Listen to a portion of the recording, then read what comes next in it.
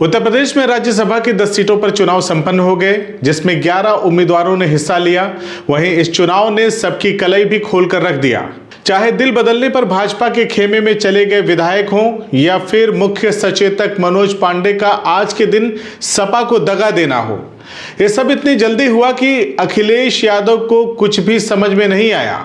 रही सही कसर उनकी पल्लवी पटेल से फोन पर तकरार की खबरों ने पूरा कर दिया, जिस पर अखिलेश ने पल्लवी की अंतरात्मा तक का हवाला दे दिया।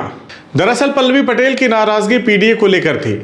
वह अखिलेश से लगातार ये कह रही थी कि सिर्फ नाम का पीडीए ना हो, बल्कि वो जमीन पर भी नजर आए। इसकी वकालत उन्होंने जमकर किया। हालांकि पहले उन्होंने सपा प्रत्याशी को वोट देने से साफ तौर पर इनकार कर दिया था। बाद में वोटिंग करके लौटी तो खुद ही बताया कि सपा प्रत्याशी को ही वोट देकर आई हैं। खैर, अब जरा बात कर लेते हैं उन 7 विधायकों की जिन्होंने ऐन वक्त पर अखिलेश यादव को ऐसा धोखा दिया जिसके आदि अखिलेश नहीं रहे हैं। इस आघात से अखिलेश छटपटा कर रह गए। अखिलेश ने अपने बयान में कहा कि ऐसे लोगों से पार्टी तत्काल दूरी बना लेगी। वहीं मनोज पांडे को लेकर पूछे गए एक सवाल के जवाब में अखिलेश ने कहा कि वह कद्दावर तो लग रहे थे लेकिन निकले नहीं। पहले आप वो बयान सुन लीजिए, फिर 7 विधायकों के बारे में भी आपको बताते हैं। कार्रवाई निश्चित होगी, क्योंकि पार्टी के जितने भी हमारे साथी हैं उनका मानना है कि ऐसे लोगों को दूर कर दीजिए।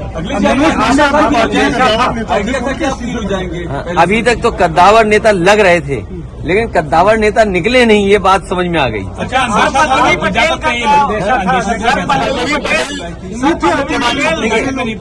मैंने आपसे कहा कि सरकार के खिलाफ वोट डालने में साहस की जरूरत है, साहस की जरूरत है। पल्लवी पटेल अब वो नहीं दिया होगा वोट, अभी तक नहीं आई है तो वो जाने, क्योंकि उनकी वे क्या बोला था अभी आप, अंतरात्मा से। तो मैं किसी की अंतरात्मा के बारे में नहीं जानता हूँ। मेरी अंतरात्मा के बारे में किसी के नहीं मैं जानता हूँ।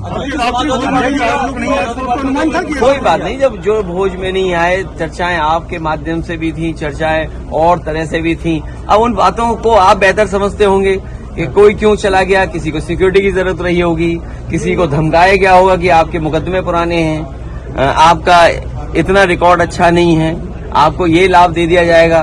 सुनने में तो बहुत कुछ चीजें आ रही हैं, सुनने में तो पैकेज के बारे में भी आ रही हैं। वो बात समझ में नहीं आ रही कि वो पैकेज छोटा था कि पैकेज बड़ा था। वहीं आज पाला बदलने वालों को बेबाक पत्रकार अनिल यादव ने जो लताड़ लगाई है, अगर उनमें जरा भी गैरत होगी, शर्म होगी, तो आज उन सभी को नींद भी नहीं आएगी। जब ये विधायक वोट डालने जा रहे थे तभी अनिल यादव ने तीनों विधायकों को पकड़ लिया। राकेश प्रताप सिंह, अभय सिंह और राकेश पांडे को ऐसा लताड़ा कि घिघियाने लगे और झूठ बोलने के अलावा उन्हें कुछ समझ में नहीं आ रहा था कि अनिल के सवालों का जवाब कैसे दें, उससे कैसे बचें।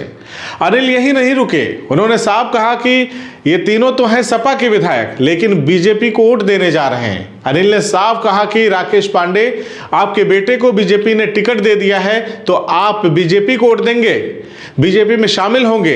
तो राकेश पांडे मिमियाने लगे। अनिल ने यहां तक कह दिया कि आप लोग गद्दारी कर रहे हैं, आप लोगों ने उन पिछड़ों को, उन अल्पसंख्यकों को, उन दलितों को धोखा दिया है, उनका अपमान किया है जिन्होंने आपको वोट दिया है। वही विधायक अभय सिंह ने अंतरात्मा की आवाज पर अपने वोट को देने की बात कही। ये वही अभय सिंह हैं जो कभी जेल में थे और मुलायम सिंह यादव ने इनको टिकट दिया था। इनका तगड़ा वाला वीडियो वायरल हो रहा है जिसमें खुद ही कह रहे हैं कि अगर आज मुलायम सिंह यादव नहीं होते तो मैं नहीं होता। भले ही मुझे कोई समाजवादी पार्टी से धक्का दे करके भगाएगा, लेकिन मैं कहीं नहीं जाने वाला। खैर, इनको तो धक्का देने की जरूरत भी नहीं पड़ी और ये चुपके से निकल लिए। इस कहानी में कई विधायक हैं जिन्होंने अखिलेश और उन लाखों लोगों के भरोसे का कत्ल किया है, जिन्होंने इन्हें वोट देकर जिताया, जिनके खिलाफ जिताया। अब ये उन्हीं के साथ हैं। उन्हीं में से एक हैं कौशाम्बी के चायल के विधायक पूजा पाल, जिनकी शादी के 9 दिन बाद ही उनके पति और बसपा विधायक राजू पाल की हत्या हो जाती है। इन्होंने भी भाजपा खेमे को वोट दिया है। वोटिंग के बाद समाजवादी पार्टी यानी कि सपा के विधायक पूजा पाल के अब भारतीय जनता पार्टी में शामिल होने की सुगबुगाहट तेज हो गई है। पूजा पाल चायल सीट से सपा के विधायक हैं। बसपा विधायक राजू पाल की हत्या के बाद वह राजनीति में आई थी। बता दें कि राजू पाल की हत्या में अतीक अहमद और उसके भाई अशरफ नामजद हुए थे। वहीं कहा जा रहा है कि अतीक अहमद के परिवार का दमन जिस तरह से योगी आदित्यनाथ की सरकार ने किया है, उसका कहीं ना कहीं असर पूजा पाल पर पड़ा है। उनके पति की हत्या का आरोप अतीक अहमद पर ही था। माना जा रहा है कि पूजा पाल के लिए भाजपा का समर्थन करने का यह निर्णय इसी वजह से किया गया होगा। ऐसा पहली बार नहीं हुआ है कि जब जनता ने अपने आप को ठगा महसूस किया हो।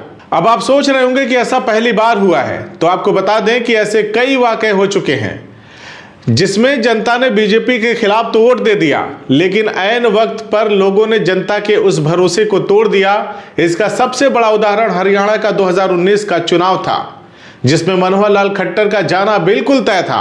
पहली बार चुनाव लड़ रही जननायक जनता पार्टी के हरियाणा के लोगों ने 10 विधायक जिता दिए थे।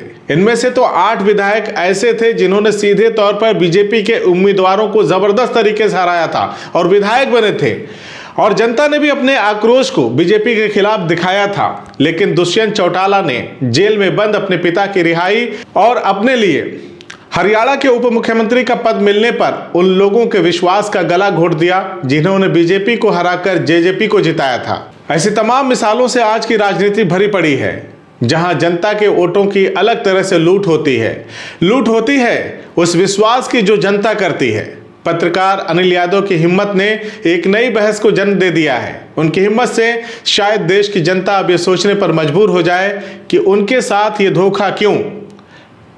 2024 का लोकसभा चुनाव है, ऐसे में फिर तमाम वायदे और कस्में भी होंगी, लेकिन भारत की जनता को एक सवाल जरूर अपने क्षेत्र के प्रत्याशियों से पूछना होगा कि क्या गारंटी है कि तुम चुनाव जीतकर पलट नहीं जाओगे। हम जिनके खिलाफ वोट कर रहे हैं, तुम उन्हीं की गोद में जाकर बैठ नहीं जाओगे। इस तरह का सवाल अब जनता को पूछना ही होगा। आप ये खबर बदलेगा भारत चैनल पर देख रहे हैं। चैनल को आपने अभी तक सब्सक्राइब नहीं किया है तो जल्दी से कर लें, ताकि हर एक अपडेट आप तक पहुंचती रहे। वीडियो अच्छी लगी हो तो कमेंट करें, शेयर भी करें। फेसबुक पर देख रहे हैं तो लाइक और फॉलो जरूर कर लें। जय हिंद।